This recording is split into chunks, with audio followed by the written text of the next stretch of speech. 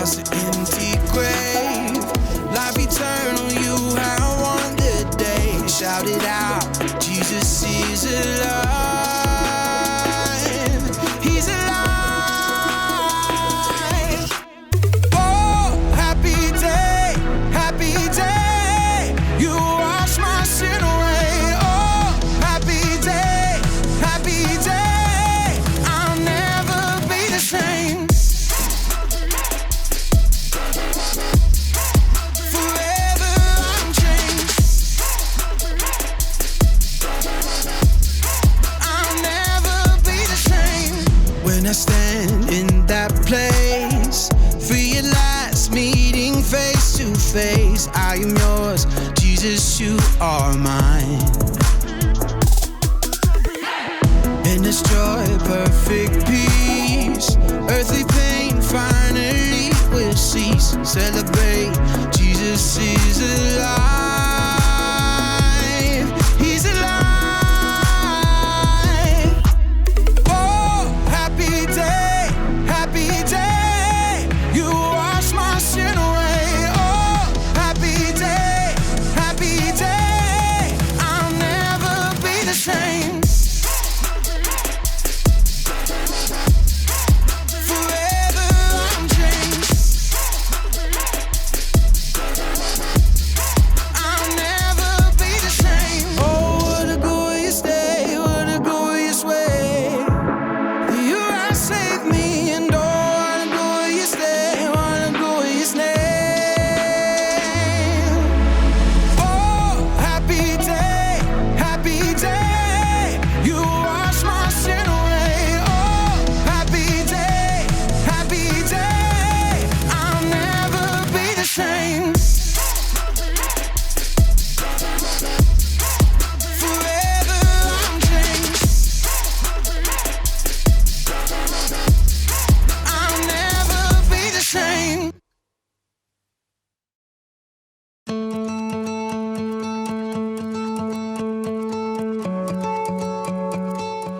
Hey everybody, it's me, Jacob, but you can call me Jake, because, well, that's what everybody calls me. Happy Easter! Wait a second, am I upside down or are you?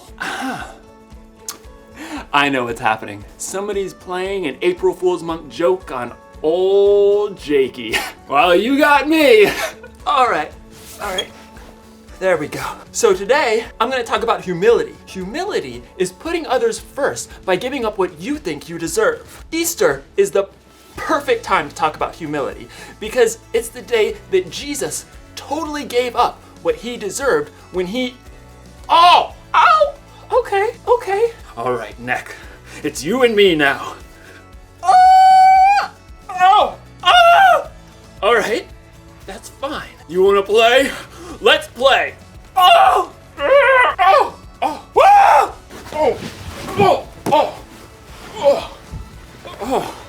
Necks are not supposed to bend that way, but I'm back to normal now.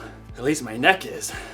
But the picture's still just a little, if it could just, we're not doing that again. You know something? So what if I'm upside down? I'm not gonna let this keep me from celebrating the most amazing event in history. And no, I'm not talking about the time I learned how to juggle. I'm talking about the time when God did something so brain-boggling, it turned the whole world upside down. At least it turned my whole world upside down. My brain is still boggling. I'm boggling all over. You'll hear all about it in today's story, but first I've got to figure out how to get my whole world from upside down to right side up. Hey, okay, some brain ideas. What if you turned your screen upside down? That shouldn't be too hard, right? Or maybe there's a better way. Stay tuned. The Bible. It's 66 books of history, stories, letters, and poetry that fit together to form God's one big story. The epic adventure of how He created us and loves us so much that He made a way to rescue us. As we travel through the Bible, from Genesis to Revelation, we discover people who met God and found their lives changed forever. And now for an amazing story, inspired by the book of John, chapters 18 through 20. For months, the Jewish religious leaders had been making plans to silence Jesus. The things he said and did challenged the way they had always lived. He was upsetting the world as they knew it. It is better if one man dies for the people than if the whole nation is destroyed. Then, one of Jesus' closest friends, Judas, betrayed to the religious leaders where Jesus would be praying after the Passover meal. The leaders sent soldiers to arrest Jesus, and he allowed the mob to take him. Do you think I can't ask my Father for help? He would send an army of angels. But then how would the scriptures come true? They say it must happen in this way. As Jesus was tied up and led away, Jesus' closest friends scattered, though Peter and John followed at a distance. What was it like for them? Try to imagine for a minute that you're Peter. Only hours before, Jesus told you, Before the rooster crows, you will say 3 times that you don't know me. And you, Peter, protested that you would die before deserting. But now Jesus has been arrested, and if you get too close, they might take you too. So you trail along like a stray dog as soldiers haul Jesus inside the home of the high priest. What's happening in there? The servant at the door frowns as she peers at you. You aren't one of Jesus' disciples, are you? I am not. You're ashamed to lie, but what good will you be to Jesus if you get arrested too? You huddle close to the fire in the courtyard as voices float through a high-up window. What's this foolishness you've been teaching? I didn't say anything in secret. Ask the people who heard me. They certainly know what I said. You feel sick. Now they've taken Jesus. You know nothing will stop them. Someone else asks whether you're one of Jesus' followers, and you snap. No, I'm not. Minutes later, another man asks whether he saw you in Gethsemane with Jesus. Your stomach churns. Nope, not me. You realize you have denied Jesus 3 times, just as he said, and all you can do is stagger to your feet and run away, weeping. Now, imagine you're John instead of Peter. Somewhere in the chaos, you've lost Peter. So when soldiers haul Jesus away to the Roman governor, all you can do is follow, alone. From the back of the crowd, you witness the terrible drama as the governor Pilate brings Jesus out. What charges are you bringing against this man? He has committed crimes. Pilate takes Jesus away for questioning. You can only pray that he sees through all the lies and stops this madness. You're horrified when Pilate brought Jesus out again, battered and bruised. I find no basis for a charge against him. No, crucify him! Crucify him! Pilate hands Jesus over to the soldiers who force him to carry the heavy beams of his own rough cross. You know where they are going. Golgotha. It's a hill outside the city. As in a bad dream, you force yourself to follow. Along the dusty road, you find Jesus' mother, Mary, her sister, and Mary Magdalene. None of you can speak. You arrive at Golgotha in time to see soldiers nail Jesus to the wooden bars with heavy spikes and raise the cross up high. You strain your eyes to read the sign placed above Jesus' head. King of the Jews. You nearly choke on dust and grit. You've seen Jesus do amazing, powerful things, and yet he's allowed himself to be taken and battered. You glance over and see Mary sobbing, so you place your hand on her shoulder. When you look back up, you see Jesus watching his mother through the pain in his eyes. Dear woman, here is your son. Jesus looks directly at you, eyes filled with love. Here is your mother. Yes, Lord. You are overwhelmed to know that Jesus trusts you to take care of his own mother. But the terrible truth sinks in. Jesus knows that he will die. He's planning on it, just as he's been saying for weeks. A short time later, you see him lift his gaze to heaven. It is finished. Then he bows his head, and you can see the life leave his body. All the air seems to leave your own lungs too. You thought Jesus was God's chosen one. How can he be dead? Now, as we move ahead, imagine you're Mary Magdalene, one of Jesus' close followers. Unlike so many others, you've dared to stay there, at the cross. And once Jesus is dead, you dare to follow the men who take his body for burial, Joseph of Arimathea and Nicodemus. A garden tomb. The evening has faded, and it's now the Sabbath. You want to honor Jesus by anointing his body with spices, but it will have to wait until the Sabbath is over. So you stay hidden indoors until early Sunday morning, then you make your way through the dark streets. The stone. What will I do about the stone? As you arrive, you recall that a heavy stone was rolled to block the entrance of the tomb, but now... It's gone! You gasp as you peer inside the tomb. Gray light reveals. It's empty! Heart pounding, you race back through the streets to the home where the disciples are staying. They have taken the Lord out of the tomb. We don't know where they have put him. You can see the shock in Peter's face.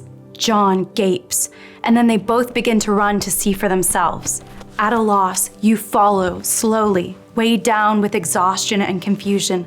When you reach the garden, you see Peter and John ahead, trying to make sense of it. You hang back as they leave again. What more is there to say? As the first rays of dawn light up the garden, you reach the tomb. Tears spill down your face as you bend to look inside once more. Two figures in radiant white sit where Jesus' body lay. You can't even begin to think what this means. Woman, why are you crying? They have taken my Lord away. I don't know where they've put him. You turn away to catch your breath and find another man standing right there. At first you think Peter or John has returned, but it's not one of them. Maybe it's a gardener. Woman, why are you crying? Who are you looking for? Sir, did you carry him away? Tell me where you put him, then I will go and get him. Mary. The moment he speaks your name, you see, you understand. It's Jesus. Teacher! You fling yourself at his feet because there isn't anything else you can do. Gently, he touches your shoulder. Do not hold on to me. I have not yet ascended to the Father. Instead, go to those who believe in me. Tell them, I am ascending to my Father and your Father, to my God and your God. You rise to your feet, still weeping, but your tears are full of joy. You start to run again because you can't wait 1 second more to deliver the news. I have seen the Lord. Jesus chose to face death for those he loved, and now he's defeated it. Jesus is alive. It's the best news ever for everyone across all time. I don't know about you, but every time I hear the Easter story, my brain literally explodes. Well, not like literally. I mean like figuratively, literally. Seriously, think about it. When God made the first two people ever, he told them if they ever ate fruit from the bad tree, they would surely die. Well, they did it anyway, and they died. And they stayed dead, because that's how death was supposed to work. So did everyone who came after them. Abraham died.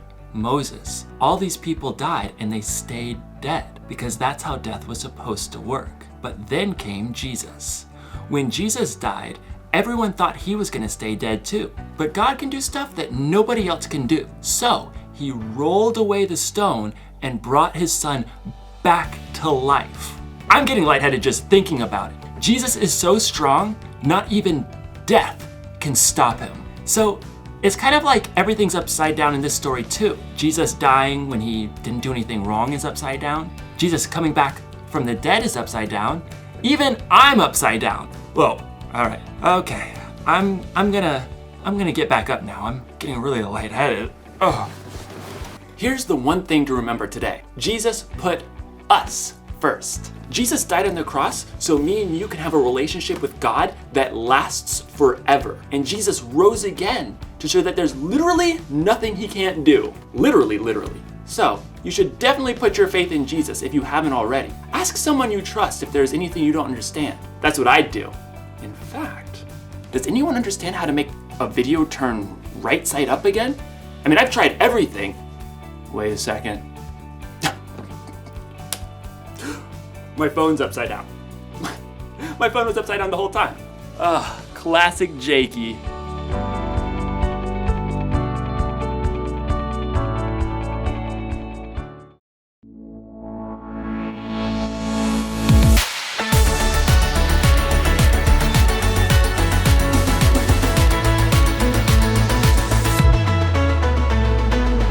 You make the darkness run and hide. You bring the broken back to life. Only you can, only you can. You set me free from every chain. You fill my heart with songs of praise. Only you can, only you can.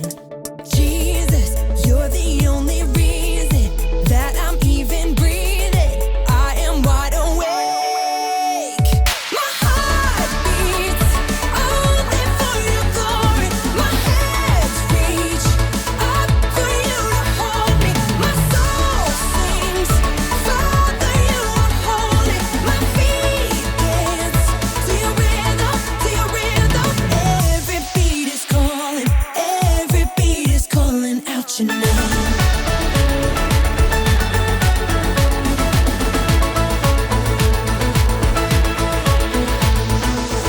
You left the glory of your throne to bring this runaway back home.